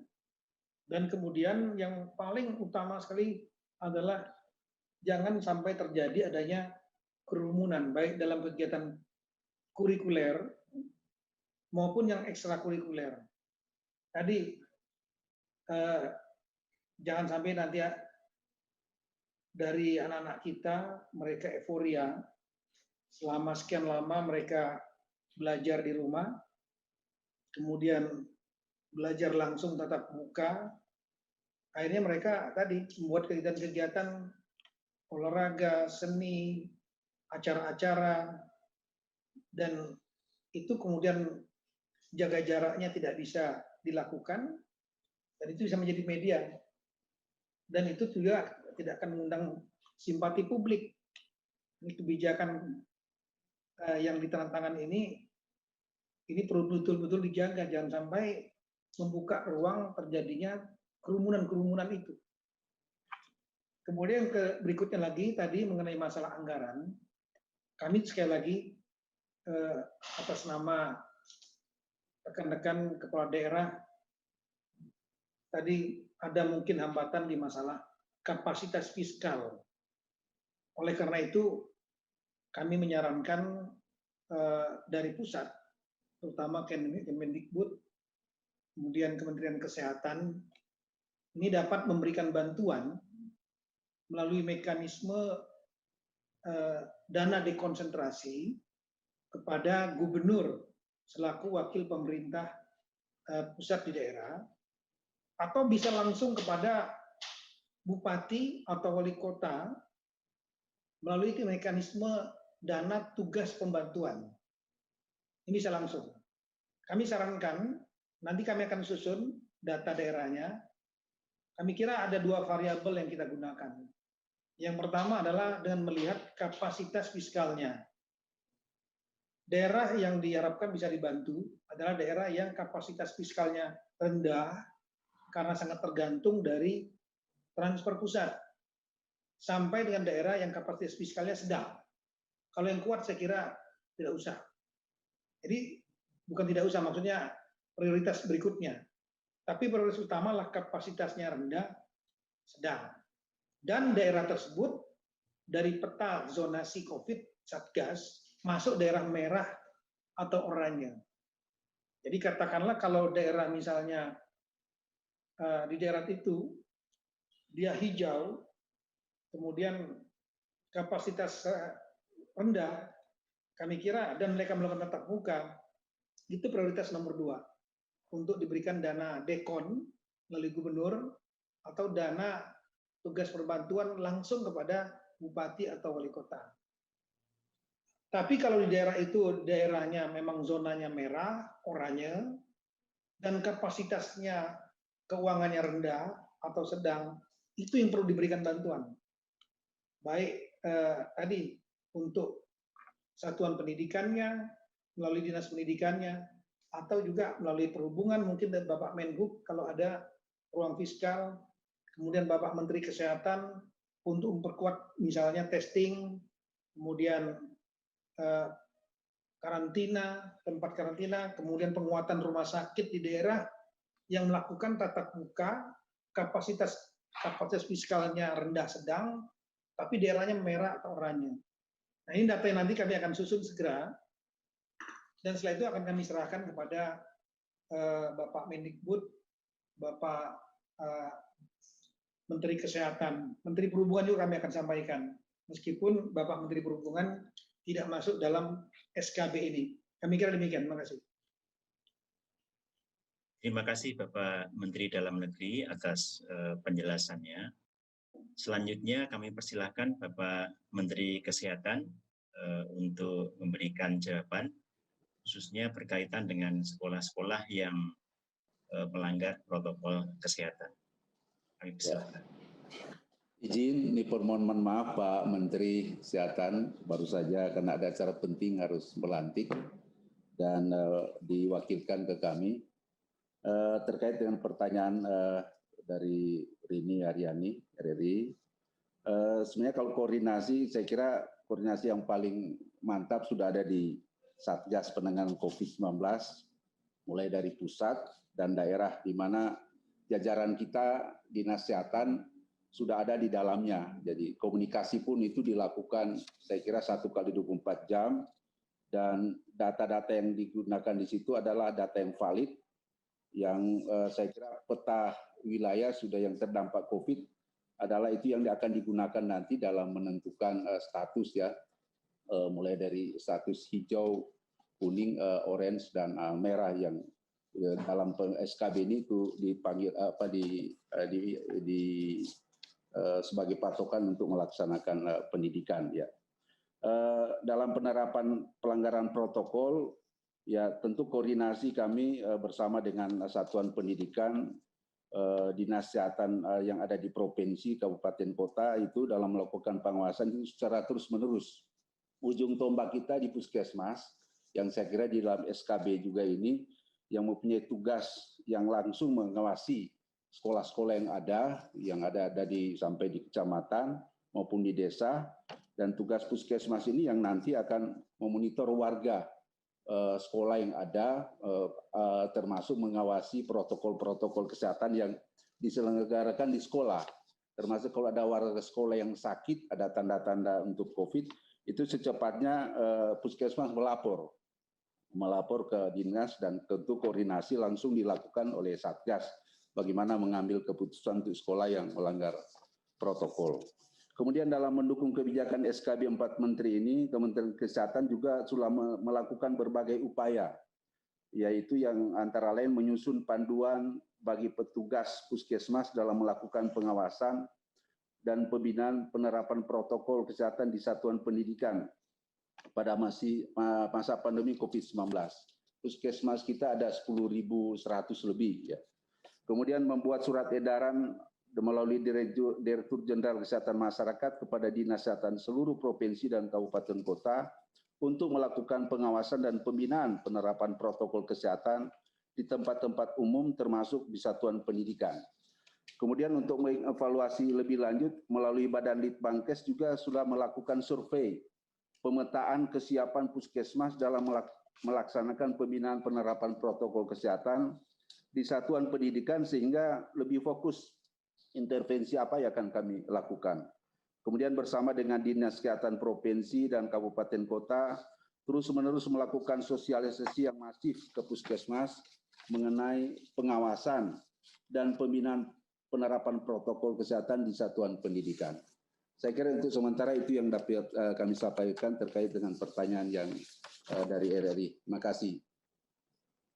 Terima kasih Bapak Kepala Badan BPSDM atas penjelasannya mewakili Bapak Menteri Kesehatan.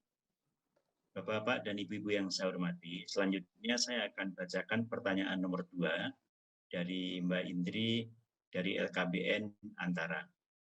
Pertanyaannya adalah, bagaimana mekanisme penyelenggaraan pembelajaran jika sekolah kembali dibuka oleh daerah? Mohon perkenan Mas Menteri Pendidikan dan Kebudayaan untuk memberikan penjelasan. Ya, terima kasih Pak Sekjen.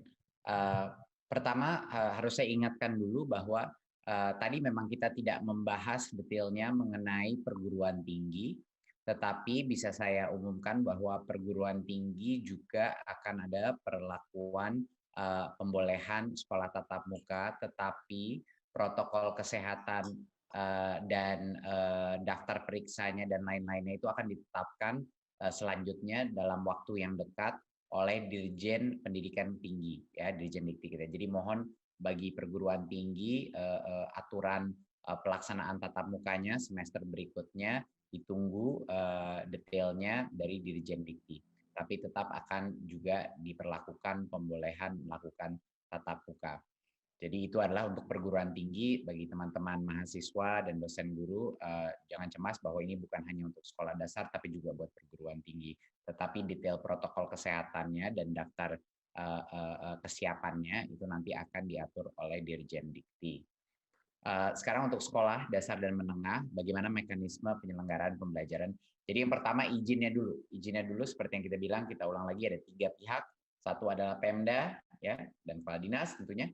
Keduanya adalah kepala sekolah, dan ketiganya adalah komite sekolah, yaitu perwakilan orang tua. Tiga-tiga ini harus setuju baru boleh mulai proses pembukaan tatap muka.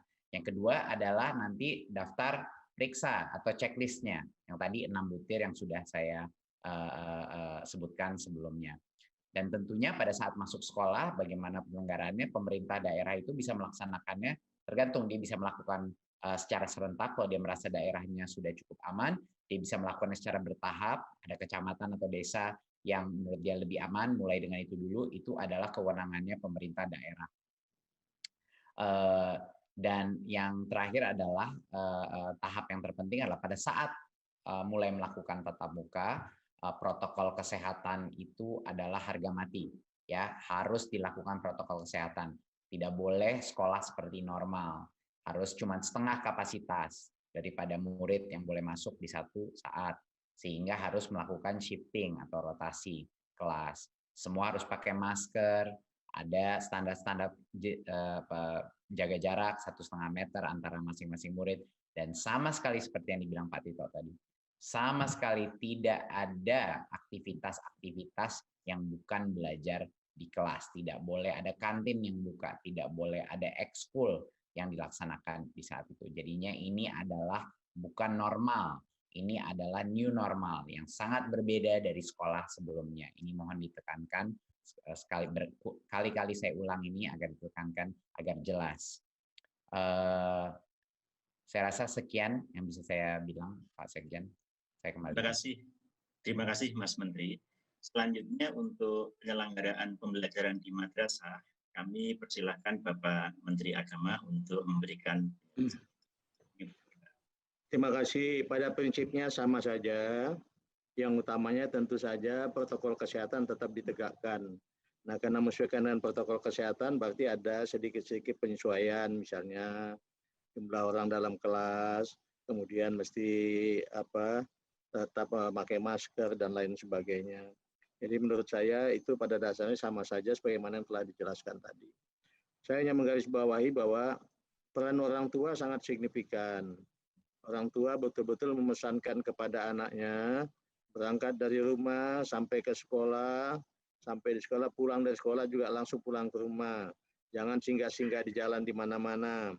Dan mungkin kita bisa aktifkan juga kalau di antara sekolah dengan di antara rumah dan sekolah itu ada pasar misalnya atau ada mal-mal, kita bisa juga bantu pesankan kepada satpam-satpam di sana. Kalau ada anak sekolah, jam sekolah, sehingga di situ segera disuruh pulang saja, supaya dia tidak ketularan. Jadi semua ini memang hendaknya semua orang harus terlibat, merasa berkepentingan atas keselamatan anak-anak ini pada saat kita mulai membuka sekolah tatap muka. Saya kira itu bisa kita lakukan asal kita punya tanggung jawab yang sama gitu. Kan kita semua punya, ya mohon maaf ya, semua bagian besar punya anak dan pasti tidak ingin anaknya itu terkena COVID ya.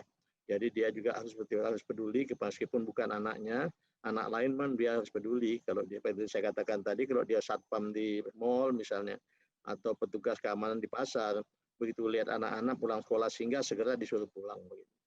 Jadi kembali pada dasarnya sama, hanya kita menyesuaikan dengan protokol kesehatan yang lebih ketat. Terima kasih. Terima kasih Bapak Menteri. Bapak Ibu yang saya hormati, saya akan membaca kembali pertanyaan nomor 3 yang mungkin masih perlu jawaban dari Bapak Menteri Pendidikan dan Kebudayaan dan Bapak Deputi Kemenko PMK. Dan mungkin juga Bapak Menteri Kesehatan. Pertanyaannya adalah bagaimana mengoptimalkan peran dinas-dinas di daerah supaya implementasi kebijakan pendidikan di masa pandemi ini berjalan baik. Pertama, kami persilahkan Bapak Deputi Menko PMK, Agus, untuk menjawab. Baik, terima kasih Pak Sekjen. Bapak Ibu sekalian, sebagaimana telah dijelaskan oleh Pak Mendagri tadi, saya ingin menambahkan saja bahwa data dari 532.000 satuan pendidikan, yaitu sekolah dan madrasah, itu baru 42,5% yang melaporkan tentang kesiapan pembelajaran tatap muka melalui dashboard di Kementerian Pendidikan dan Kebudayaan. Ini saya kira menjadi sangat penting, manakala yang tadi sampaikan Bapak Mendagri, minggu depan akan dikirim surat edaran, sehingga kepada para gubernur, bupati, wali kota, untuk memastikan agar satuan pendidikan, baik itu sekolah maupun madrasah di wilayah masing-masing, untuk mengisi checklist kesiapan pembelajaran tatap muka. Karena hanya dengan cara seperti itu, maka Kepala Dinas Pendidikan, Kabupaten, Kota, Provinsi, bersama-sama dengan Kanwil Kementerian Agama dan Kantor Departemen Agama Kabupaten Kota, akan bisa melakukan evaluasi dan memberikan rekomendasi. Karena sifatnya berjenjang. Jadi supaya ini optimal, maka memang langkah yang pertama, sekolah harus aktif mengisi kesiapan itu, dan dinas-dinas harus memastikan dari 57,2% ini di wilayah masing-masing satuan pendidikan mana yang belum melaporkan. Dan ini tentu saja nanti penekanannya akan dituangkan dalam bentuk surat edaran yang telah disampaikan oleh Pak Mendagri tadi. Dengan cara seperti ini, maka waktu 1 bulan ini diharapkan bisa diselesaikan, sehingga nanti dinas kabupaten, kota, dan provinsi bisa memberikan rekomendasi pada sekolah kapan pembelajaran ini bisa dilakukan. Dan bagi sekolah ataupun madrasah yang oleh dinas setempat dipertimbangkan belum bisa dibuka, maka tentunya akan segera melakukan perbaikan apa-apa saja yang perlu dilengkapi. Tentu saja ini rekomendasi akhir ada di gugus tugas atau satuan tugas COVID-19 provinsi ataupun kabupaten kota. Jadi saya kira melalui kerjasama yang baik antara Kemdikbud dan Kemdagri, saya yakin insya Allah SKP 4 Menteri ini akan bisa dilaksanakan dengan baik. Demikian Pak Sekjen, terima kasih. Assalamualaikum warahmatullahi wabarakatuh. Waalaikumsalam warahmatullahi wabarakatuh. Terima kasih Bapak Deputi. Selanjutnya kami persilahkan Mas Menteri untuk memberikan tanggapan atau penjelasan mengenai upaya mengoptimalkan peran dinas-dinas. Betul. Mungkin kalau boleh Pak Sekjen, saya tambahkan sedikit tadi komen dari Pak Deputi Kemenko, bahwa patut saya ingatkan bahwa dana BOS itu sudah kebijakannya adalah bisa digunakan untuk semua protokol kesehatan untuk memenuhi daftar periksa dan protokol kesehatan sekolah tatap muka. Sekali lagi saya ulangi, dana BOS karena sudah direlaksasi bisa digunakan kepala sekolah untuk semua kepentingan preparasi untuk memenuhi kriteria sekolah tatap muka, daftar periksanya yang saya sebutkan tadi. Jadi itu harus mohon diketahui bagi semua kepala dinas, bagi semua kepala daerah, bahwa itu kepala sekolah punya kebebasan untuk bisa mengalihkan dana BOS tersebut untuk mempersiapkan untuk sekolah tatap muka agar mereka memenuhi daftar periksa itu. Untuk menjawab pertanyaan mengenai peran-peran dinas, Kemendikbud dengan SKB maupun tidak SKB kami selalu berkoordinasi dengan Kemendagri senantiasa agar kebijakan di pusat itu benar-benar sampai di daerah. Tim-tim kita, dirjen-dirjen kita dan Kemendagri hampir setiap minggu berinteraksi dan berkoordinasi gotong royong untuk memastikan bahwa semua aktivitas kebijakan kita dilaksanakan dan seperti Pak Presiden bilang sampai netes ke daerah, ke pelosok-pelosok. Dan komunikasi kepada dinas pendidikan itu rutin yang kami lakukan, bukan hanya dengan SKB tapi berbagai macam agenda dan program kita. ya, mulai dari sosialisasi, berbagi praktek baik, dengar pendapat dan masukan, sampai hal-hal yang berhubungan dengan teguran mengenai disiplin dan lain-lain, itu selalu kami melakukannya dengan pemerintah daerah. Tapi kunci daripada kesuksesan ini, kunci kepada menjaga keamanan adalah disiplin. Pesan utama saya terakhir sebelum saya menyelesaikan jawaban ini adalah jangan sampai kendor. Jangan sampai sekolah-sekolah ini menjadi klaster COVID barunya. Kita tidak mau meresikokan generasi anak-anak kita yang tidak melakukan pembelajaran yang optimal, tapi kita tidak juga ingin meningkatkan klaster-klaster COVID yang ada. Jadinya benar-benar para dinas, baik kesehatan, gugus tugas, dan juga pendidikan harus berkolaborasi dengan dukungan dari kementerian-kementerian di pemerintah pusat untuk memastikan bahwa semua protokol kesehatan itu benar-benar terlaksanakan. Ya, jadinya baik kepala sekolah, guru, dan orang tua harus berpartisipasi untuk memonitor sistem ini. Kalau mereka menginginkan sekolah tatap muka, mereka juga harus berpartisipasi dalam monitoring, memastikan keamanan anak-anak mereka terjamin. Terima kasih. Terima kasih, Mas Menteri.